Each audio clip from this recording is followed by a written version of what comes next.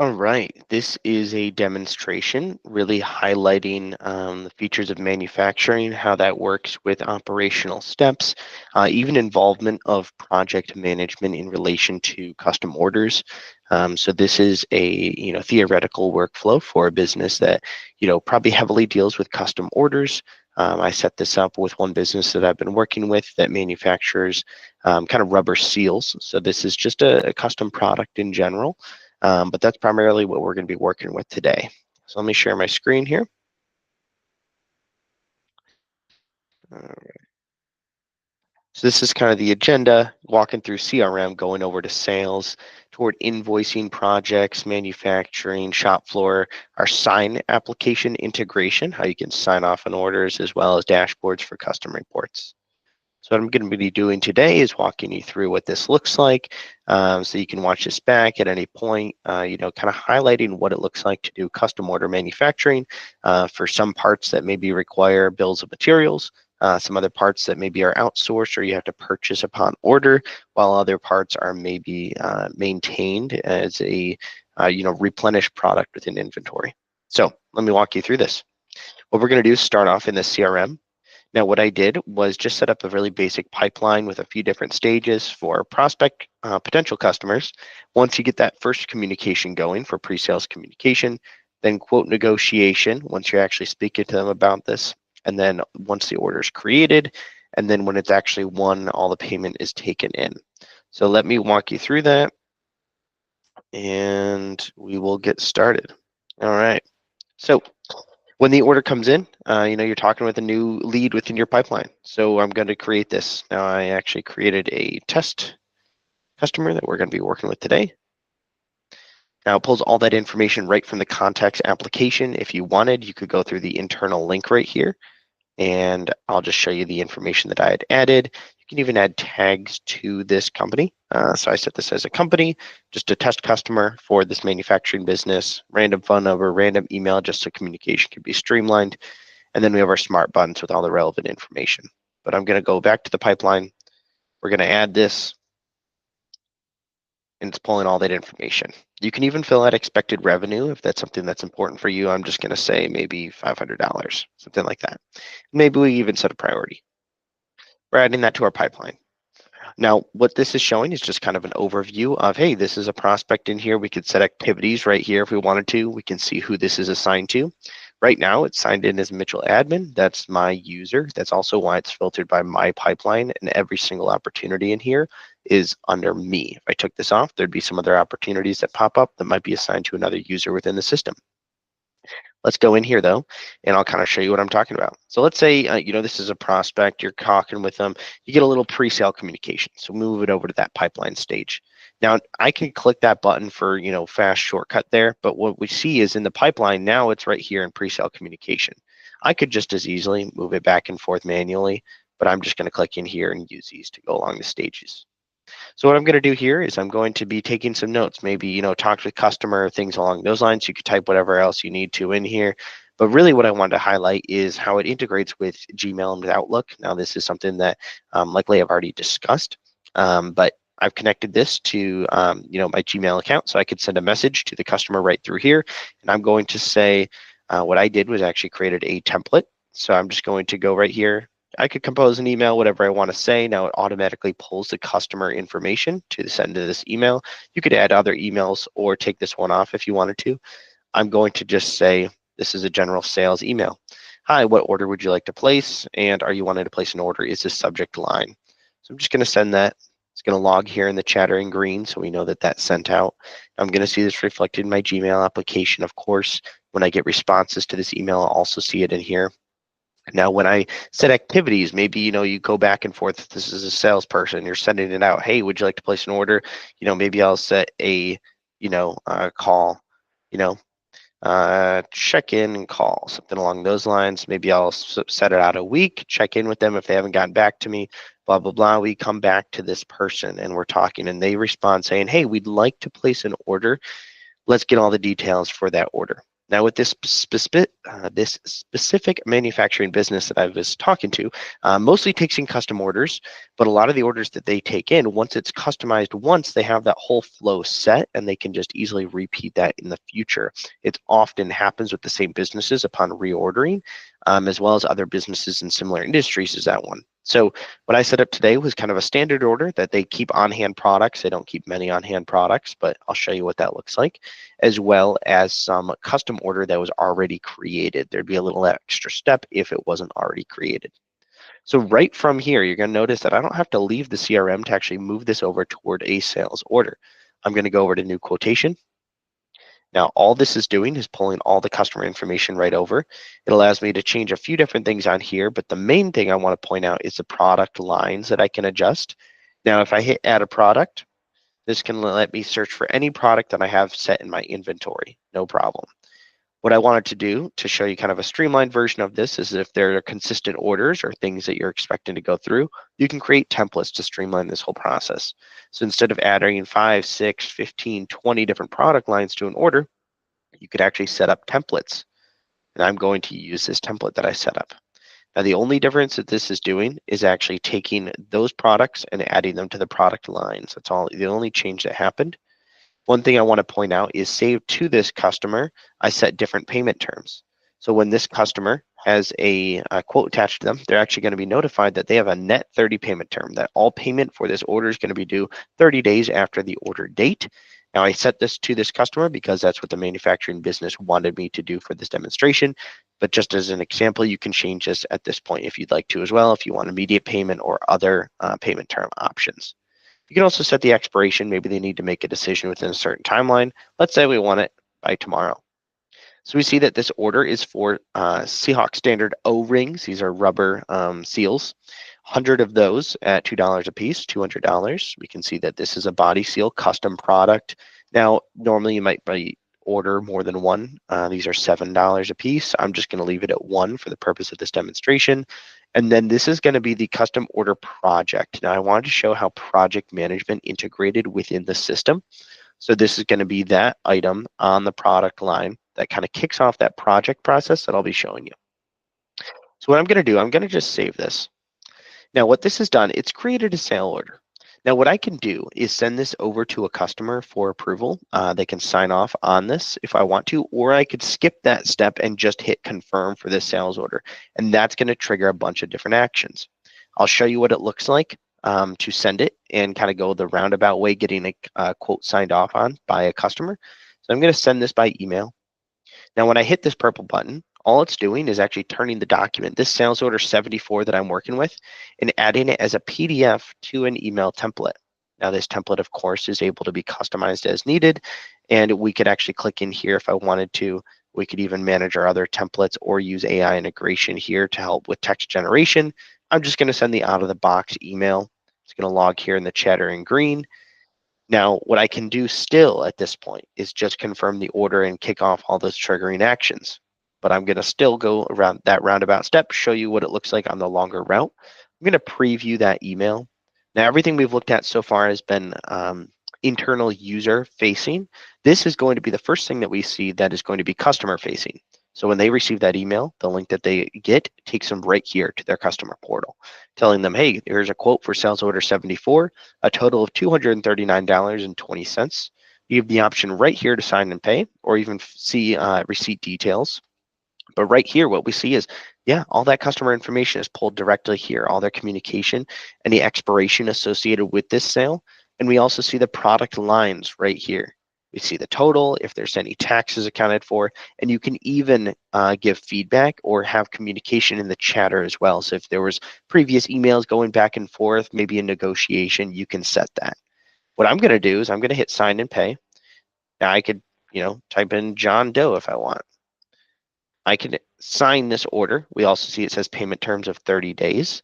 I'm not going to pay for this order yet just because I want to show you what it looks like to do it later on, but we could pay for this right now if I wanted to, and the invoice would be automatically created if I did so. So now we're done with the customer facing side of everything. Let's go back to the user side. This is the salesperson side or the manager side. I'll point out really quick that right here, it says that order was signed by John Doe. That's the new name that we input. Odoo automatically traces that and notifies you of that. So no problem there. We can also see that this is a PDF version of that signature if I wanted to open that up. But the next step of this process is, hey, the order was signed. We're ready to kick this off and get manufacturing. So let's confirm the order. And as soon as I do that, we see that all these different smart buttons populate. So I'll break this down and establish what we're looking at right now. So right here, we have one project associated with the sales order. As I mentioned, I wanted to show you how project management was incorporated into manufacturing, because especially when it comes to custom orders, maybe operational steps are not enough. I'll highlight exactly what those operational steps look like, but maybe those aren't enough. Maybe you need to have a whole project associated with this order. So we could go into the project. I'll show you what that looks like in a minute. We also see that one task was generated right here. Let me just check this. All right, we're still working. Here we go. So we see that this task, there's also a task within that project. So I'll show you that. Whatever hours are logged as timesheets on the project and task, I'll highlight. This will actually populate for however many hours were set there. We could even check on the delivery status. Let me go here. For this order, we can actually see that it's associated with sales order 74 here. Now this is going to be the delivery order. So this could be a validated delivery, but what we're going to see is that the product availability is expected for tomorrow based on materials that we need to order. Now we can see that we need materials to order because right here we see the standard O-rings. We do have a demand of 100, but we do have 100 quantity that we could deliver. On the other side, the custom product, the one that maybe you don't have all the parts for until it's ordered, the custom body seal, we have a demand of 1, but we don't have the quantity of 1. This is what we're going to need to manufacture. So this is actually telling us that we have the expectation that this part will be available tomorrow. I set this just as the amount of hours needed in the operational steps, as well as when the parts are going to come in from our vendors. So you can set this as needed, but this is what I did for the demonstration. Let me go back to the sales order though, because we have one more smart button to highlight, manufacturing, and we're going to be using this primarily in just a minute. But what this does is takes me right over to the manufacturing order. I'll show you a little bit of a roundabout way to get there because chances are good when the order kicks off, this is not the process you're going through every single time. Maybe this is even a different person within the company that's going to be accessing this manufacturing order. So I'll show you what it looks like maybe on their view. But right from here, we have access to the manufacturing order number 37. We see that we need 1 to produce. We see that this is the product. Here's the bill of materials that I previously established. And we're told that the component status is not available. This is really where I wanted to highlight because it incorporates directly with our purchase application, us communicating with vendors for all the components we're going to need to create this custom body seal. So right here, we have a Seahawk component 1, 2, and 3. We see that we need 1 of 1. We have that available. For component 2, we have 5, and we needed 5. We're all good. For component 3, we need 1, but we actually don't have 1. That's the part that we actually will automatically send a purchase order out for. We'll bring that into our inventory so we can produce this product. I'll dive into manufacturing in just a few minutes, but let's go ahead and make sure we have the project kicked off and we'll get that product ready that we can manage the project on. So back to the sales order, we see that we had the project and task. While I could click right through here, I want to show you that kind of back end view of how we can manage the project from top to bottom. So I'm going to go back, go over to projects. Now what I did, I created a Seahawk manufacturing project. So if I click in here, a task was automatically created and it's in the new order stage that I set. I created a few stages for new orders, well, the ones that are in progress, maybe ones that are waiting for inspection confirmation. So this is something that needs to be signed off on. I created a few automations with Studio that I'll highlight in there. And then when it's completed, we can put it in the done stage. But let's click in here, sales order 74. This is the timesheets I was talking about for hours tracked. So you'd see that associated with the sales order. Let's just say we spent an hour working on this, did stuff. We spent 1 hour. That tracks it right here. We gave ourselves an hour of allocated time. We could adjust as necessary, absolutely. But this is just what I did for the demonstration. We could set subtasks. So if you wanted to say, test task and test task number 2. We set these. We could even give it to different people assigning. So let's do John Smith does that one, and maybe the test boss does the second one. Once these are completed, we actually see that right up here, subtasks 0 of 2 completed, but this will adjust as we adjust. So maybe John did his work for the first task. 1 of 2 completed, 50%. The second task was completed. Now that's 100%. We could put this in an in progress stage if we want to. We could move this over to waiting for inspection confirmation, but right now let's leave it right here because it is an order in progress. We're about to manufacture that. I'm gonna leave projects. Now, the other thing I mentioned was we have manufacturing that we need to go to. So I'll show you what that looks like, but we still remember we need that purchase piece. We ordered it from the vendor. We actually have to confirm the order and bring that over. But what I'm going to show you here is manufacturing order. So operations, manufacturing orders. This is the one that was kicked off. This is the same product we just ordered. The source is sales order 74, and we're still told we don't have the component that we need. So let's leave manufacturing. What I know that I established previously was that one of the products, component 3, needed to produce the custom body seal, was going to need to be purchased from a vendor in order for the completion of this product. This is to emulate basically the flow of what it looks like for maybe a made to order item, something that you don't keep on hand quantity of everything needed to create it, but something that you're going to need to order out custom as needed, that you're not going to just keep on hand stock for. So what I did was integrated that with purchase so that when we ordered that, a purchase order was going to be created for a business in order to purchase the part that was needed. So let's go right here, purchase order 46 right at the top. Order deadline is today. We see that this was 100 O-rings. Now I'll highlight that this is actually a different purchase order integration that I brought. I'll show you that in a few minutes, but this is the one that I wanted from ABC Company for component 3. So this is an order for one of the component 3 at $25 each. With a 15% tax, it comes out to $28.75. I can see this purchase order. I could send it by email to the person. Then I can get the confirmation. They can deliver it, or I could pick it up, whatever the process is. But this is the creation of that purchase order going out to the vendor ABC Company for this product. To streamline this process for this demonstration, I'm going to confirm the order. I'm just going to tell my system that I'm receiving the product and validate that reception. Now, essentially what I've done is just brought that into Odoo and mimicked what it would look like, the longer process of purchasing something and having them deliver it to our warehouse and us accounting for that delivery. So when I go back from purchase, I go back into manufacturing, check on our operations. I can see that now component status is available. So when I click into here, I see that now we have all the parts we need to produce this product. Now it'd be great if we could just one click of a button and the product was produced. Now, while I could do that, for the sake of this demo, I want to show you the operational steps because there's some really good features in there. Now, I did set up quite a few of these operational steps to highlight different features of Odoo and why they have a lot of value. So I'm going to go over here to the overview just to give you an idea of what this manufacturing order is going to look like, and then we'll jump into the shop floor. So we see that this was the product that we created. We needed these 3 components in order to create it, and then the operations can be broken down into these steps. Now, what I did was just set them up so that it goes from one step to the next. It won't be ready until the last step was completed, so that's why this first step says ready. I also associated a certain amount of time with each of these steps. You can set that as needed. And then if there were certain costs associated, you could see that as well. But I didn't worry about setting that up. Just want to highlight that that is an available option in Odoo. So now we can see that these are the operational steps necessary for us to complete it. So I'm going to go back to the manufacturing order, and I'm going to go over into our shop floor. One thing I want to highlight though is we could actually plan this out. This does incorporate with employees' schedules. So if you wanted to plan this order out, you could do so right from the manufacturing order or from the planning tab right here. We could plan it by production or by work center.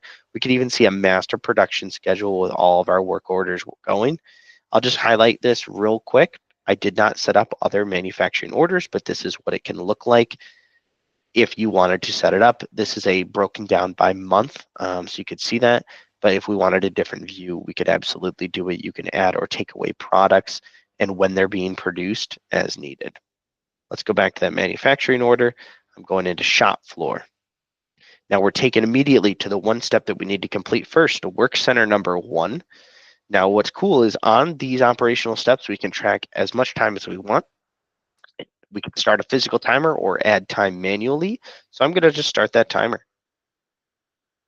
Now, whoever's project this is working on, you can be assigned to specific people. So you only have visibility for what's assigned to you if you want, or you have full visibility.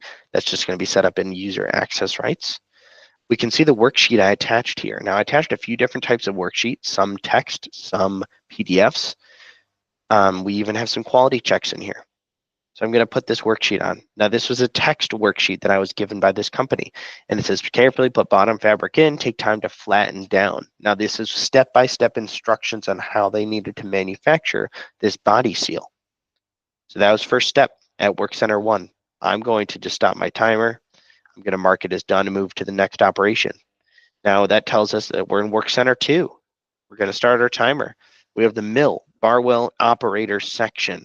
This is the worksheet for this. Now, what I did here was attached a PDF. Now, this is a breakdown of each of the steps. This is the customer working with the quantity of the job, all this. Now, this is a PDF that I had beforehand, but you can obviously attach whatever PDF is required for your business.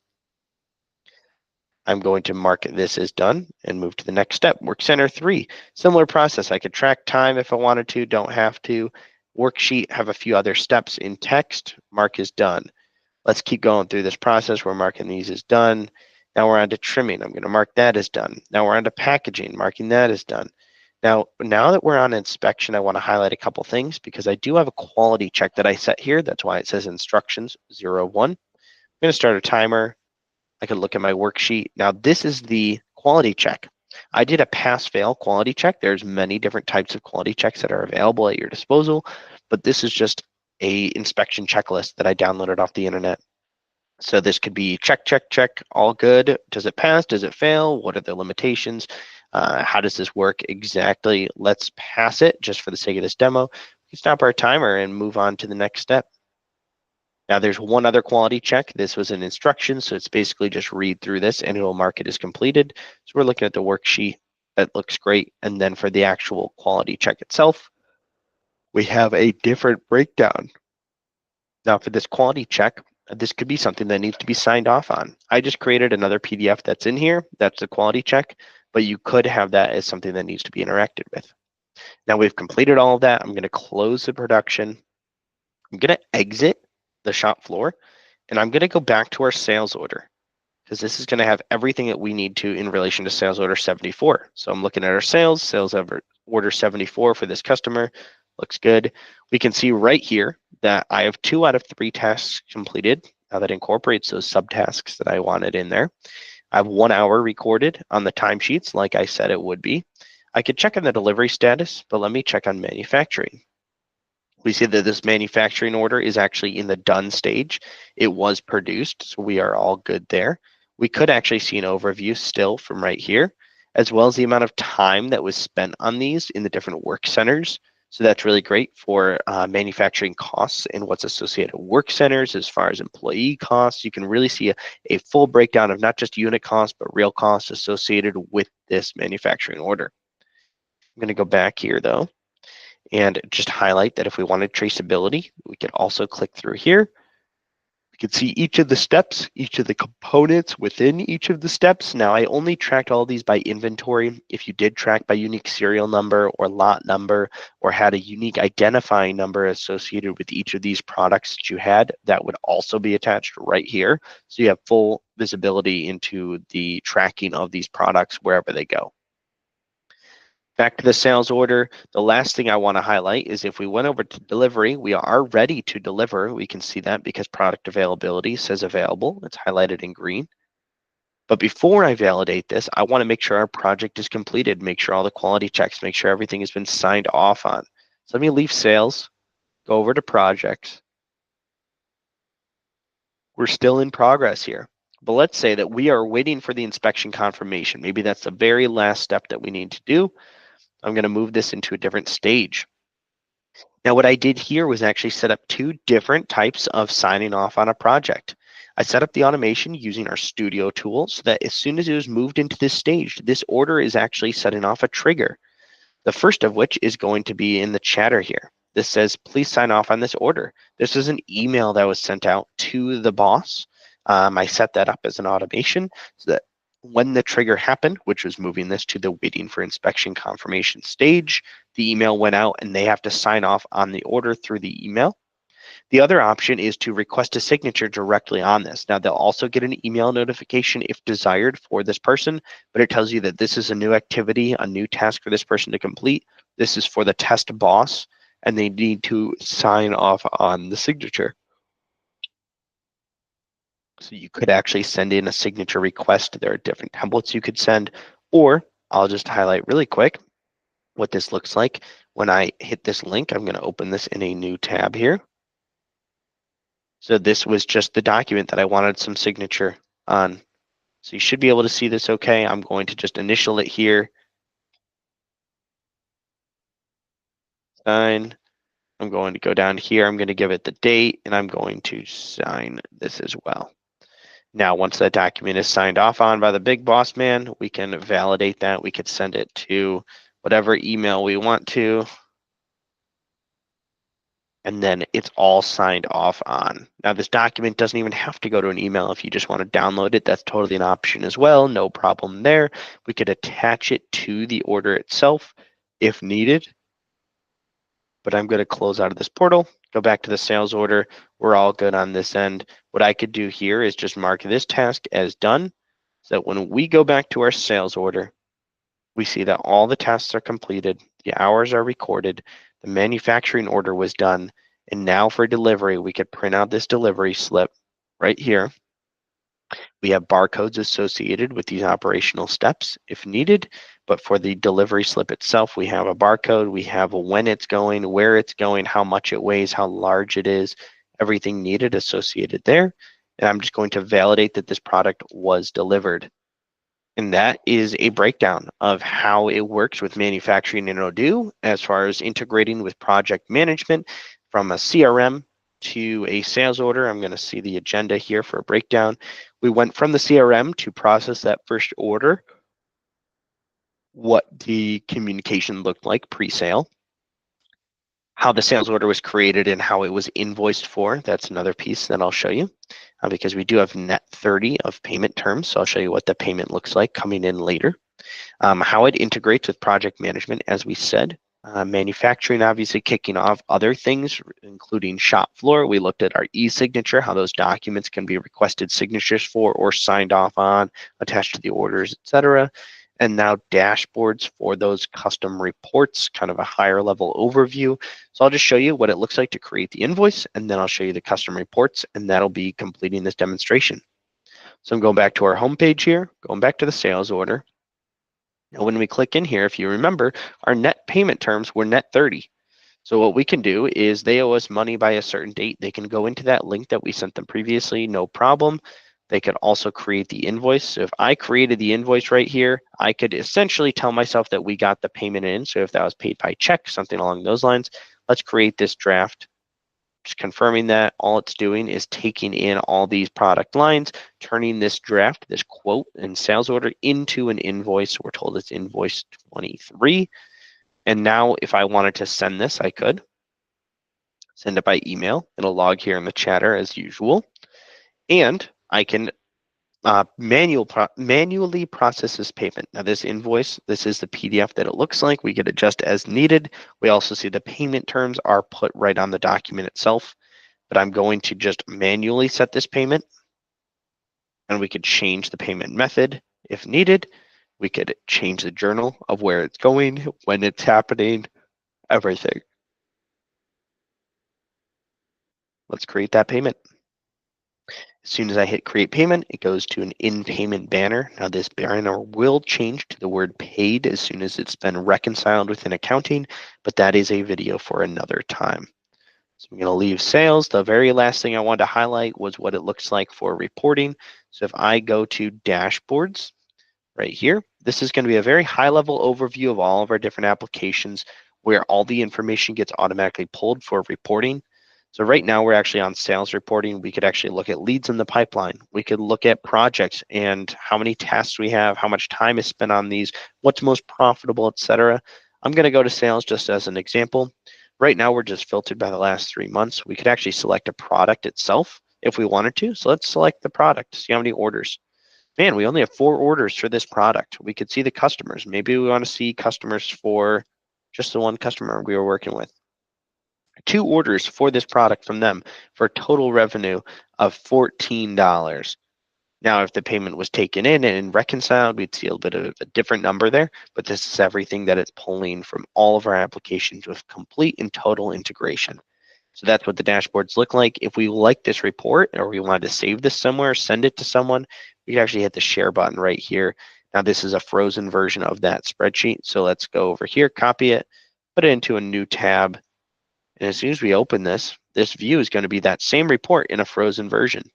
And it tells you when it was frozen and copied on. You can download it at any point. But that is a breakdown of how to walk through manufacturing processes with project management, with a custom order and a standard order. We didn't talk a whole lot about that standard order with the O-rings, but essentially that's a product we had on hand and just delivered. So that is the process. Thank you for watching and hope you have a great day.